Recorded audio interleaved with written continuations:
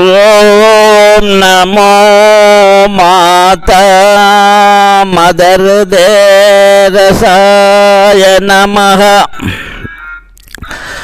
సందేహం వల్ల ఎన్నెన్నో సంసారాలు సర్వనాశనమయ్యాయండి.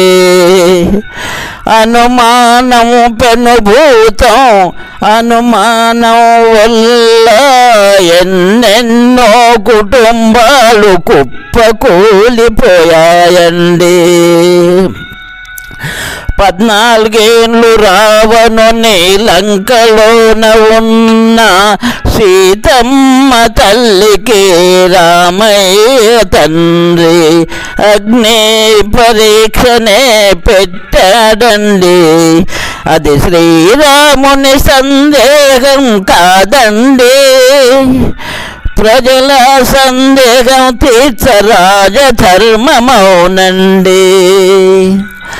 అయోధ్యకు వెళ్ళాక ఒక చాకలన్న నాల్క మీద శనీశ్వరుడు కూర్చొని పరాయి వాని లంకలో 14 ఏళ్ళు ఉన్న సీతను రాముడేలుకున్నాడని సందేహాలు పలికాడు.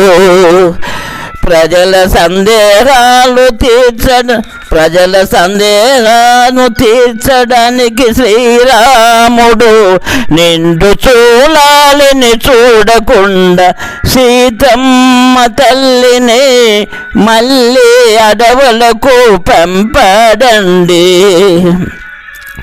శ్రీరాముడు మహావిష్ణు అవతారం అయినా కూడా సీతమ్మ తల్లి మహాలక్ష్మి అవతారం అయినా కూడా ఈ పాడు సందేహం వల్ల ఎన్నెన్నో కష్టాలు అనుభవించారండి.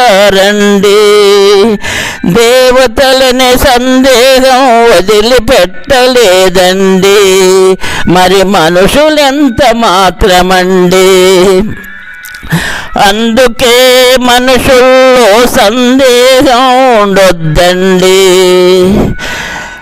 అనగనగా ఒక ఊరిలో అన్నా చెల్లి నడిచిపోతున్నారండి. గాలి ఎక్కువయ్యింది. చెల్లి కళ్ళల్లో దుమ్ము దూసి పడిందండి. కళ్ళు తెరవలేక చెల్లి బాధతో తల్లడిల్లిపోయిందండి. చెల్లి బాధ చూడలేక అన్నయ్య చెల్లి కళ్ళలోన దూసిని తీయడానికి తన నోటితో చెల్లి కళ్ళను ఎంతోసేపు ఊదుతూనే ఉంటాడండి.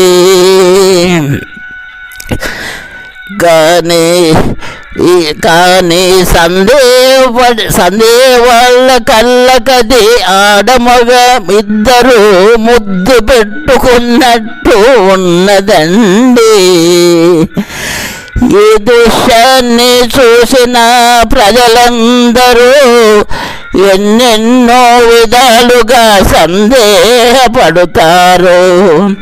పట్టపగలు నడి రోడ్లో సిగ్గు వదిలి ఒకరినొకరు ముద్దు పెట్టుకుంటుండ్రని అబద్ధాలు పలుకుతూ అన్నా చెల్లెళ్ళనే అనుమానపడతారు, సందేహపడతారు. అన్నా చెల్లెళ్ళనే అవమానపరుస్తారు. మీరు ఎవ్వరు ఏంటనే అన్న చెల్లెలని అడిగి తెలుసుకోకుండానే అన్న చెల్లెళ్ళకి పాపం అంటి పెడతారండి. అందుకే కళ్ళతో చూసిందంత నిజము కాకపోవచ్చండి. చెవులతో విన్నదంతా చెప్పుడు మాటలు విన్నవన్నీ చెవులతో విన్నవన్నీ నిజము కాకపోవచ్చండి. అడిగి తెలుసుకుంటేనే నిజమవునండి. అందుకే అన్న చెల్లెళ్ళను సందేహపడే ముందు ప్రేమికుల మీరు అన్న చెల్లెళ్ళ అంటూ తెలుసుకొని ఉండుంటే అన్న చెల్లెలకు అవమానమే జరుగుండదు. అందుకే అనుమానం పెనుభూతం. అనుమానం వల్ల ఎన్నెన్నో కుటుంబాలు కుప్పకూలిపోయాయండి. సందేహం వల్ల ఎన్నెన్నో సంసారాలు సర్వనాశనమయ్యాయండి.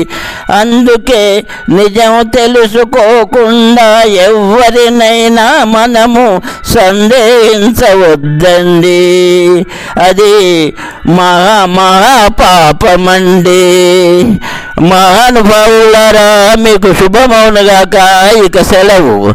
ఓం నమో మాతా మదర్ దేరసాయ నమః.